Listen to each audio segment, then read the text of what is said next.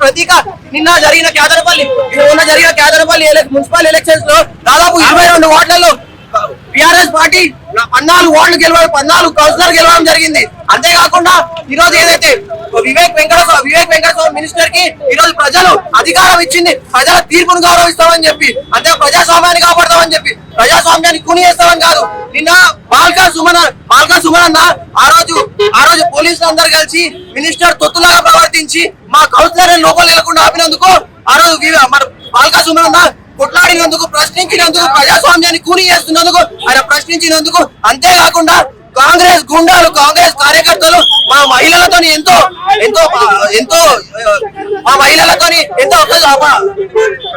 ఎంతో రాంగ్ గా ప్రవర్తిస్తే, ఎంతో అసభ్యంగా ప్రవర్తిస్తే మేము కొత్త ఎన్నుకోబడిన కౌన్సిలర్ అందరూ వెళ్ళి నిన్న మహిళా కమిషన్ కంప్లైంట్ ఇస్తే ఇప్పటివరకు విచారణ చేసింది ఏం లేదు. అక్కడేమో మక్కరాలు మాట్లాడతారు పోలీసు వాళ్ళతో. ఇప్పటి వరకు ఆయన పైన చర్యలు తీసుకున్నారు, దాఖలాలు లేవు. అదే ప్రజాస్వామ్యంలో లా అండ్ ఆర్డర్ ఎవరి కోసం పనిచేస్తుంది? ప్రజల కోసం పనిచేస్తుందా? ప్రభుత్వం కోసం పనిచేస్తుందా? సీఎం రేవంత్ రెడ్డి కోసం పనిచేస్తుందా? వివేక్ వెంకటస్వామి కోసం పనిచేస్తుందా? ఈ రోజు వివేక్ వెంకటస్వామి తప్పకుండా నువ్వు క్షమాపణ చెప్పాలి, నువ్వు రాజీనామా చేయాలి. ఎందుకంటే ప్రజాస్వామ్యంలో ఇలాంటి వైఖరి అనేది మంచిది కాదు. వెంటనే సుమనన్న పైన పెట్టిన తప్పుడు కేసులకి నువ్వు వెంటనే తప్పకుండా నువ్వు క్షమాపణ చెప్పాలి, నువ్వు రాజీనామా చేయాలి. లేదంటే తప్పకుండా మీ ఇంటిని కూడా పుట్టేస్తామని చెప్పి టీఆర్ఎస్ కి తరఫున మేము హెచ్చరిస్తున్నాము. జై తెలంగాణ.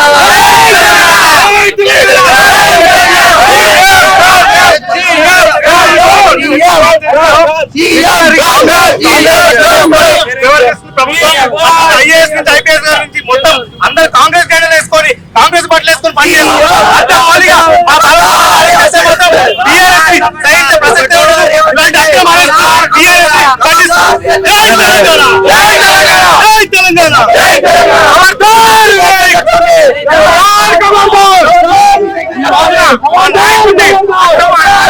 జరిగింది.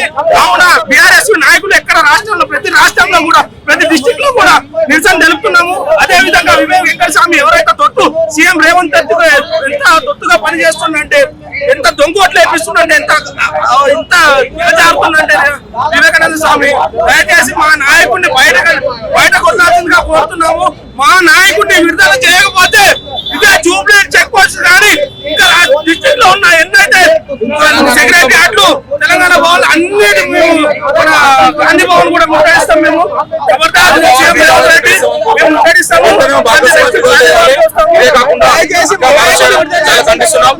మున్సిపల్ ఎలక్షన్ లో గెలవలేక దుత్తుతో రేవంత్ రెడ్డి స్వామి చాలా దారుణం చేస్తున్నారు.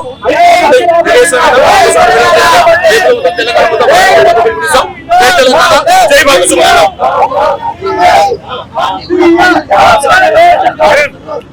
ఈ రేవంత్ రెడ్డికి ప్రభుత్వం పాలించే చేత కాక, వివేక్ గౌడ్కి ప్రభుత్వం పాలించే చేత కాక ఆ బీఆర్ఎస్ ప్రతి ఒక్క మనిషిని అరెస్ట్ చేస్తుండు. ఇప్పటికీ అక్కడ జరిగింది ఏంటంటే, అక్కడ మీద 14 మేము గెలిచాం. అది కూడా మా ఫీమేల్స్ అక్కడికి వెళ్ళి దానికి అరెస్ట్ చేస్తుండు వివేక్ గౌడ్. ఈ వివేక్ గౌడ్ని పాఠంలో బీఆర్ఎస్ పార్టీ లేదు, బీఆర్ఎస్ నుంచి మేము లేము. జై తెలంగాణ.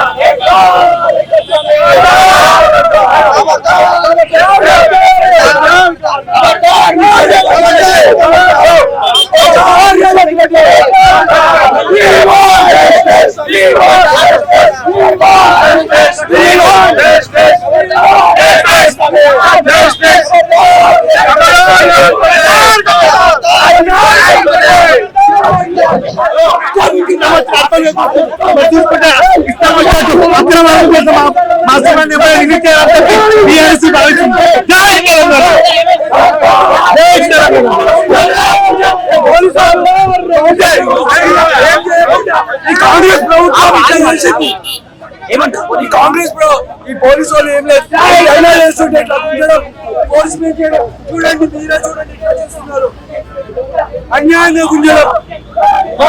మా జస్టిస్ గురించి మేము మా వాయిస్ రేస్ చేస్తున్నాం. నేను ఇట్లా చేస్తుంటే మేము తెలంగాణ గురించి మంచిగా చేద్దామని చేస్తే ఈ పోలీసు వాళ్ళు, ఈ కాంగ్రెస్ ప్రభుత్వం ఇట్లా చేస్తుంది.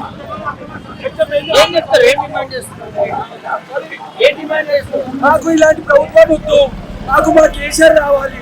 మేము ఎంతైనా పోరాడతాం తెలంగాణ గురించి. ఇలాంటి ప్రభుత్వం అయితే మాకు వద్దు అని చెప్పండి.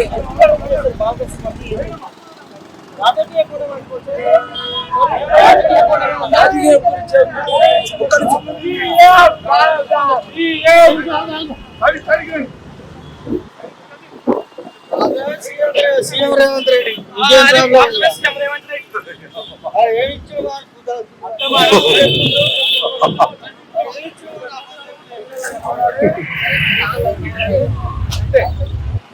ఇంటెన్షన్ ఉండదు.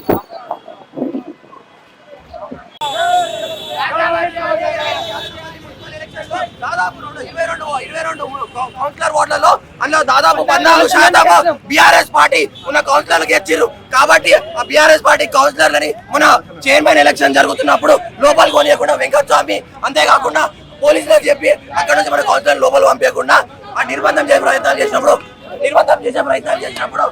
బాలకాజోన్ అన్న, ఇది ప్రజాస్వామ్యం, ప్రజలకు హక్కుంది, ప్రజా తీర్పుని మీరు గౌరవించాలని చెప్పినందుకు ఆయన పైన అక్రమ కేసులు, ఆయన పలు దాడులు వివేక్ వెంకటస్వామి చేస్తున్నాడు. వివేక్ వెంకటస్వామి నువ్వు ఎన్ని అక్రమ కేసులు పెట్టినా కూడా తెలంగాణకి కొట్లాడడం కొత్త కాదు. నీకు హెచ్చరిస్తున్నాం, ప్రజలు గమనిస్తున్నారు. తప్పకుండా నువ్వు రాజీనామా చేయాలి సుమనన్నకి. అంతేకాకుండా తెలంగాణ ప్రజలకి ఈ రోజు నువ్వు తప్పకుండా క్షమాపణ చెప్పాలని చెప్పి బీఆర్ఎస్ తరఫున మ్యాట్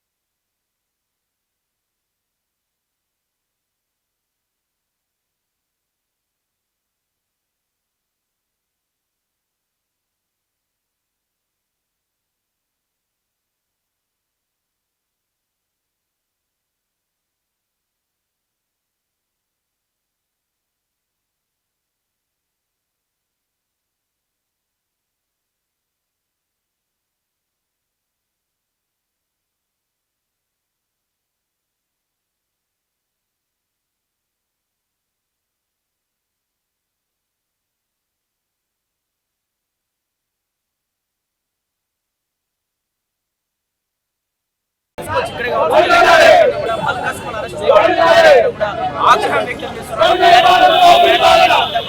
రోడ్లపై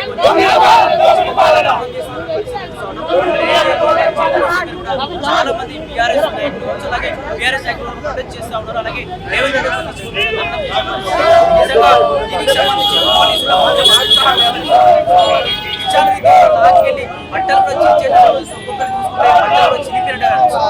లాక్కెళ్ళి వాళ్ళ యొక్క కార్లలో కూడా తీసుకెళ్లిపోతున్నారు. ఇప్పటికే చెప్పడం ఖచ్చితంగా అరెస్ట్ నుంచి విడుదల కాకపోతే, పోలీస్ స్టేషన్ నుంచి బయటకు రాకపోతే ఖచ్చితంగా పెద్ద ఎత్తున ఆందోళనలు ఉంటాయి. ఖచ్చితంగా బీఆర్ఎస్ పార్టీ ఎంత మేలు చేసిందో ప్రజలందరూ గమనిస్తూనే ఉన్నారు. కాంగ్రెస్ పార్టీ చాలా అన్యాయాలు చేస్తూ వస్తుందని చెప్పేసి బీఆర్ఎస్ పార్టీ కావచ్చు, అలాగే బీఆర్ఎస్ నాయకులందరూ కూడా చెప్తూ వస్తున్న పరిస్థితి. ఇప్పటికైతే చాలా పెద్ద ఎత్తున ఆగ్రహాలు వ్యక్తం చేసి పెద్ద ఎత్తున రాష్ట్ర వ్యాప్తంగా ప్రతి ప్రాంతంలో బీఆర్ఎస్ శ్రేణులంతా కూడా నిరసనలు వ్యక్తం చేస్తున్నారు. రేవంత్ రెడ్డి యొక్క దిష్టి బొమ్మ కూడా దహనం అవుతున్న పరిస్థితి. మరి చూడాలి ఎంతవరకు వెళ్ళొచ్చు. ఇప్పటికే హరీష్ రావు కావచ్చు, మాజీ మినిస్టర్లు కావచ్చు, బీఆర్ఎస్ పార్టీ ఎమ్మెల్యేలంతా కూడా బల్కా సుమన్ని కలవడం కోసం చాలా మంది వెళ్ళిన పరిస్థితి. ఇప్పటికే మరి రిలీజ్ అయ్యే ఛాన్స్ ఉంది. అసలు ఏం జరగబోతుందని చెప్పేసి సర్వత్రా ఉత్కంఠ నెలకొన్న పరిస్థితి.